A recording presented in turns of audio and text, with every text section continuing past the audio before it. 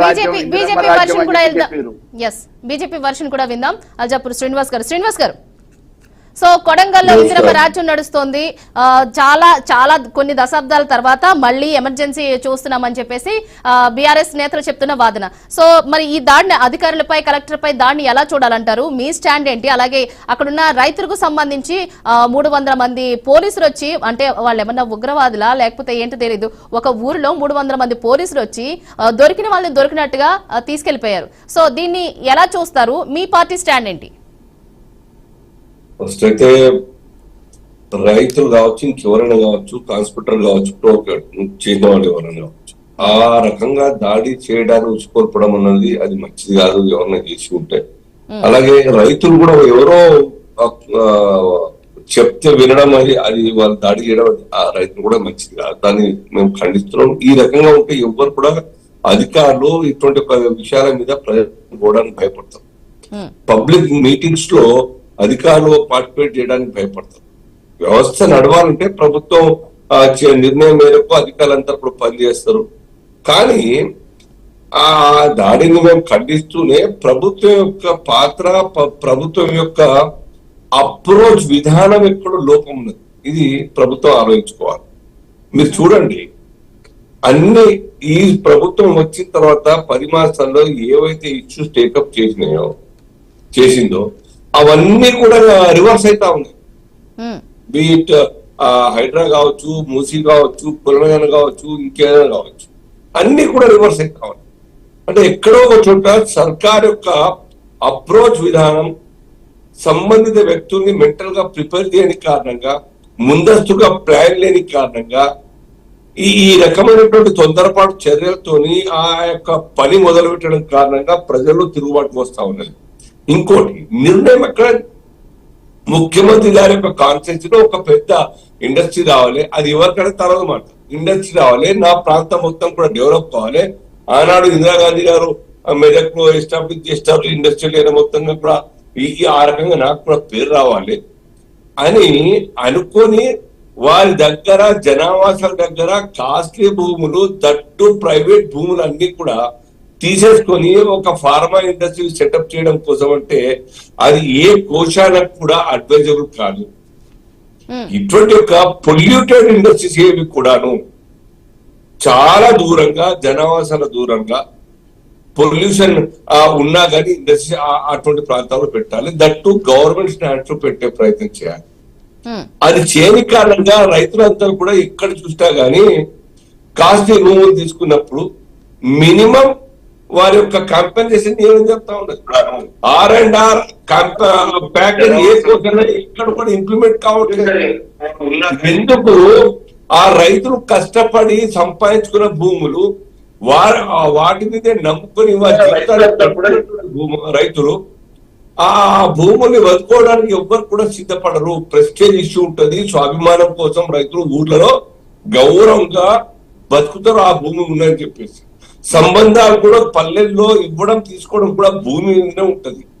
మీరు భూములు లాక్కుంటారు, తర్వాత వేరే ల్యాండ్ దొరకదు, పైసలు ఇచ్చేస్తే 4 రోజులు ఖర్చు అయిపోతాయి, పిల్లల భవిష్యత్తు తలరాతలు మారిపోతాయి. ఇవన్నీ కూడా చూసినాం మేము. మా దగ్గర ఆర్మూర్లో శ్రీరామ్ సాగర్ ప్రాజెక్ట్ కట్టారండి. అనేక గ్రామాలు ముక్కిపోయినాయి. ఇప్పటికి కూడా ఇంకా కేసులు వస్తా ఉన్నాయి. ఇప్పటికి ఇంకా 18 గ్రామాల వాళ్ళకు కాంపెన్సేషన్ ఎనౌన్స్ చేసి ఇవ్వాల్సినటువంటి ఉన్నాయి. ఇప్పటికి 500, 2000 ఈ రకంగా యుద్ధం చొప్పున బాయికి 200 ఈ రకంగా ఆనాడు ఇచ్చినటువంటి ఒక అవార్డు దాని మీద కొట్టాడుతూ ఉన్నారు. ఈ రకంగా ప్రభుత్వ నిర్ణయాలు ఏ కోశాన కూడా హర్షణీయం కాదు, స్వాగతించదగిన విషయం కాదు. ఎక్కడో కొంచెం అధికారులలో కూడా బహుశా ఆ యొక్క మైండ్ అప్లై చేయట్లేదు. అధికారులు ప్లాన్ చేసి ప్రభుత్వానికి బాసటగా నిలబడాలి. ఏ రకంగా అజిత్ దోవల్ గారు చూడండి, అడ్వైజర్ గా, రక్షణ శాఖ అడ్వైజర్ గా ప్రధానమంత్రి గారికి ఉన్నారు. రిటైర్ అయిన తర్వాత కూడా ఈ దేశంలో అనేక మంచి పెద్ద ఇష్యూస్ ని కూడా చర్చలతోని మాట్లాడి వాళ్ళందరూ కూడా విశ్వాసంలో తీసుకుని మంచి వాతావరణ నిర్మాణం చేస్తా ఉన్నారు. ల్యాండ్ ఆర్డర్ కాశ్మీర్ ఇష్యూ ఏ రకంగా సాల్వ్ అయిందండి. ఎన్నిసార్లు అజిత్ దోవల్ గారు కాశ్మీర్కి వెళ్ళారు, ఎన్ని సంస్థలతో మాట్లాడినారు, ఇండివిజువల్ గా పోయి మాట్లాడినారు, కలిసినారు, పర్సనల్ ఛాయ్ తాగినారు, గల్లీలో పోయినారు. ఒక్కొక్క విశ్వసనీయమైనటువంటి ఒక వాతావరణం నిర్మాణం చేసినారు. తర్వాత చర్చలు ఫైనల్ గా అందరూ కూర్చొని క్లోజ్ చేసినారు. ఆ రకంగా ఒక ఇంపార్టెంట్ డెసిషన్ తీసుకొని గ్రౌండింగ్ చేస్తున్నప్పుడు ఇది పద్ధతి కాదు. క్వశ్చన్ కూడా మోరోవర్ ఆ ప్రతిపాదన వెనక్కి తీసుకోవాలి. వాస్తవంగా టౌన్ కు దగ్గర ప్రజలు నివసించే ప్రాంతాల్లో అటువంటి ఒక పొల్యూటెడ్ ఇండస్ట్రీని సెటప్ చేయడం అనే ఆలోచనే కరెక్ట్ కాదు. ఎప్పుడు కూడా ప్రెస్ చేసుకోవద్దు. ముఖ్యమంత్రి గారికి ఈ రాష్ట్రం అంతా ఒక్కటి, ఈ రాష్ట్ర ప్రజలంతా కుటుంబం అనుకోవాలి. ఎక్కడ సెటప్ చేస్తే ఏమన్నా మీకే పేరు వస్తుందిగా. నా కాన్సెప్ట్ లో పేరు రావాలి, పెట్టాలి, నా కాన్సెప్ట్ కి సంబంధించిన వాళ్ళకు రావాలి ఇండస్ట్రీ. ఇది ఏ క్వశ్చన్ కూడా ఆశ్చర్యం కాదు. తొందరపాటు పడుతున్నారు, స్పీడప్ తగ్గేయండి. మళ్ళా రెచ్చిపోయి ఏమవుతుంది, భాష మొత్తం కంట్రోల్ తప్పుతుంది ముఖ్యమంత్రి గారు. ముఖ్యమంత్రి స్థాయిలో బుల్డోజర్ వేసి తొక్తా, కాల కింద నరిచేస్తా, తొక్కే ఈ భాష మాట్లాడద్దు. ఏ కోశాన్ని కూడా స్వాగతించడం ఇది దీన్ని శోభ వల్లే తీసుకురాదు ప్రభుత్వానికి. కాబట్టి నవ్వుకుంటారు. ఎవరో కాదు, ప్రజలైతే కోపంతో ఉంటారనుకోండి. సొంత కాంగ్రెస్ నాయకులు నవ్వుకుంటా ఉన్నారు, రూమ్లలో దావత్ తీసుకుంటా ఉన్నారు. ఆ విషయం వాళ్ళు తెలియదా? కాబట్టి రెచ్చిపోయి ఇంకా తప్పులు చేస్తా ఉంటే 6 మాసాల్లో ఇంకా మార్పు అనే మాట్లాడుతూ ఉన్నారు నాయకులందరూ కూడా. ముఖ్యమంత్రి మార్చేస్తారని చెప్పేసి మేము కోరుకోవడం లేదు, మార్చాలని చెప్పేసి ప్రభుత్వం పడిపోవాలని కోరుకోవడం లేదు. ఈ రాష్ట్రం అన్ని రంగాల్లో డెవలప్ కావాలి, ఈ రాష్ట్ర ప్రజలకు న్యాయం జరగాలని కోరుకుంటున్నాం తప్ప ప్రభుత్వం 5 ఏళ్ళు ఉండి డిస్టర్బెన్స్ లేకుండా రాజకీయ కొట్లాటలో టైం వేస్ట్ కాకుండా ఉండాలని కోరుకుంటున్నాం. కానీ అది జరుగుతుందా? ఎక్కడన్నా ముందస్తు మీటింగ్ జరుగుతుందా? ఏం జరుగుతుందో అయిన తర్వాత చూస్తా ఉన్నది ముఖ్యమంత్రి కూడా కొట్లాటలు అయిన తర్వాత.